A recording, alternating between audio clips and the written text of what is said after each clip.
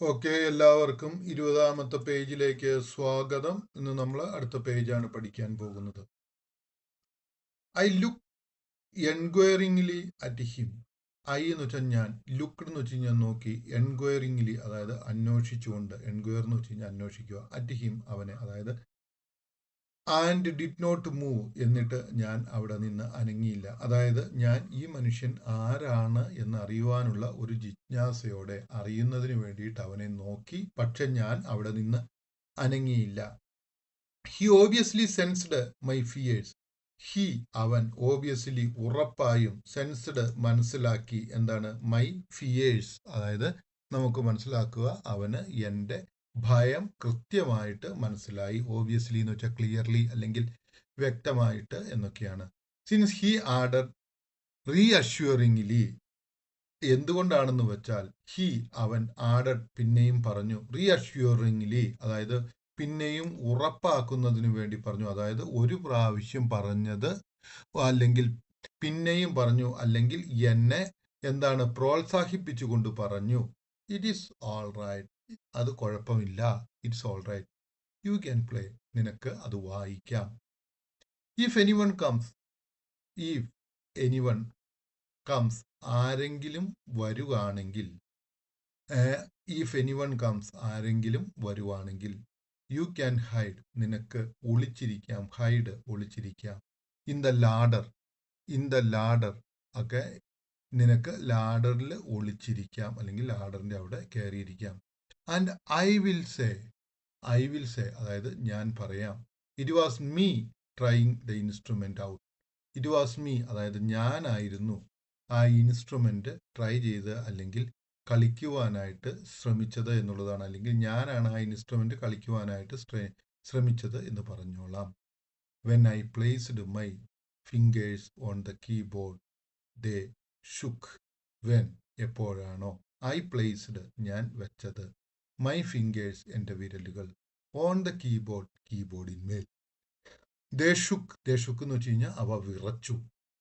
I had not practised for 2.5 years. I had not practice അതായത് ഞാൻ practice ചെയ്തിട്ടില്ലായിരുന്നു. Four 2.5 years, 2.5 അതായത് 2.5 വർഷത്തേക്ക് ഞാൻ practice ചെയ്തിട്ടുണ്ടായിരുന്നില്ല.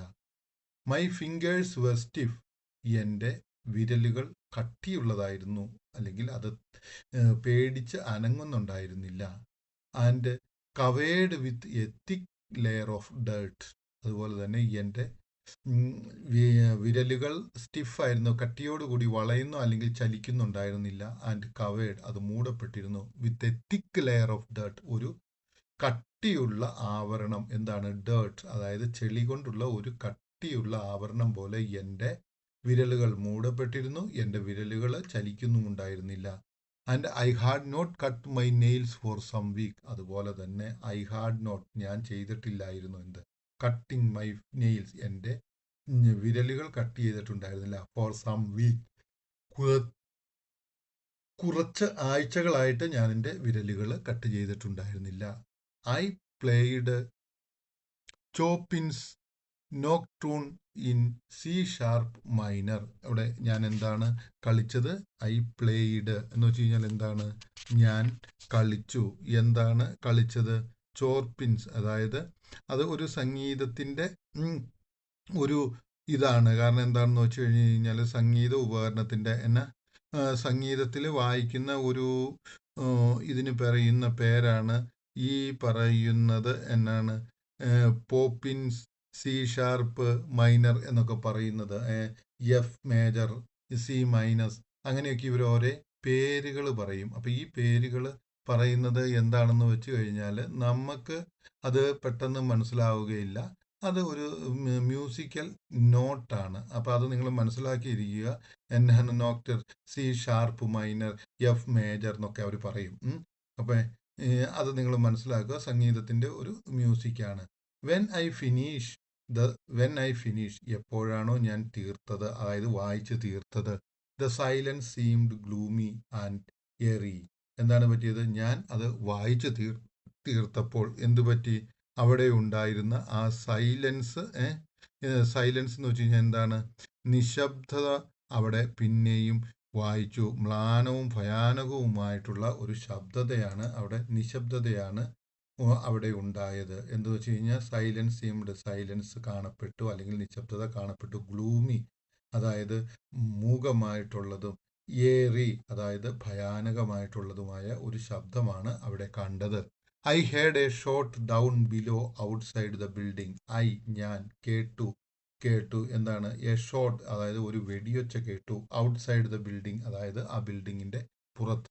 A harsh loud German noise, അതുപോലെ തന്നെ വളരെ എന്താണ് കഠിനം. ഹാർഷ് എന്ന് വെച്ചാൽ കഠിനം, ലൗഡ് എന്ന് വെച്ച് കഴിഞ്ഞാൽ ഉച്ചത്തിലുള്ള ഒരു ജർമ്മൻ നോയിസ്, അതായത് ഒരു ജർമ്മൻ ഓഫീസറുടെ ശബ്ദവും ഞാൻ കേട്ടു. ഓക്കെ, നിങ്ങൾക്ക് മനസ്സിലാവുന്നു തോന്നുന്നു. The officer looked at me in silence. ആ ഓഫീസർ എന്ത് ചെയ്തു? എന്നെ നിശബ്ദതയിൽ നോക്കി.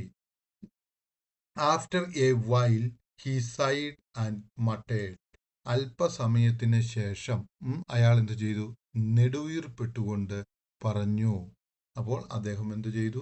അല്പസമയത്തിന് ശേഷം നെടുവീർപ്പെട്ടുകൊണ്ട് പറഞ്ഞു. ഓക്കെ, ഇനി നമ്മൾ ഇവിടെ എന്താണ് ഈ നോക്കാൻ പോകുന്നത്? ക്വസ്റ്റ്യൻ ആൻസർ ആണ് നോക്കാൻ പോകുന്നത്. Why was Silkman hesitant to play the piano? എന്തുകൊണ്ടാണ് ഈ സിൽക്ക്മാൻ ആ പിയാനോ വായിക്കുവാനായിട്ട് മടിച്ചു നിന്നത്? ഓക്കെ, സിൽക്ക്മാൻ എന്തുകൊണ്ടാണ് ഹെസിസ്റ്റന്റ് എന്ന് വെച്ച് കഴിഞ്ഞ് കഴിഞ്ഞാൽ മടിച്ചു നിന്നത് എന്നുള്ള അർത്ഥത്തിലാണ് ഇവിടെ പറയുന്നത്. എന്തുകൊണ്ടാണ് സിൽക്ക്മാൻ ആ പിയാനോ വായിക്കുവാനായിട്ട് മടിച്ചു നിന്നത്? അപ്പൊ അതിന്റെ ഉത്തരം നമുക്ക് ഇങ്ങനെ എഴുതാം. He was frightened of the officer. അവൻ ആ ഓഫീസറിനെ ഭയപ്പെട്ടിരുന്നു. ആൻഡ് അൺസർട്ടൻ, അതുപോലെ തന്നെ അവന് ഉറപ്പില്ലായിരുന്നു. എബൌട്ട് ഹിസ് സിൻസിയറിറ്റി, അവൻ്റെ ആ ഒരു സിൻസിയറിറ്റി അതായത് സത്യസന്ധതയിൽ അവന് ഉറപ്പില്ലായിരുന്നു. അപ്പം ആ ഓഫീസറിനെ അവന് ഭയമായിരുന്നു, അതുപോലെ തന്നെ ഓഫീസറുടെ സത്യസന്ധതയെ അവന് ഉറപ്പില്ലായിരുന്നു. വിച്ച് മെയ്ഡ് ഹിം, അത് അവനെ എന്ത് ചെയ്തു? ഹേസ്റ്റൻ, അതായത് അവനെ ഒന്ന് അത് വായിക്കുന്നതിൽ നിന്നും മാറ്റി നിർത്തി. ഹേസ്റ്റൻ ടു പ്ലേ പിയാനോ, ആ പിയാനോ വായിക്കുന്നതിൽ നിന്നും അകറ്റി നിർത്തി. എനിക്ക് തോന്നുന്നു ഈ ഭാഗം നിങ്ങൾക്ക് മനസ്സിലായെന്ന്. ഇനി നമ്മൾ അടുത്ത പാഠഭാഗത്തേക്ക് പോവുകയാണ്.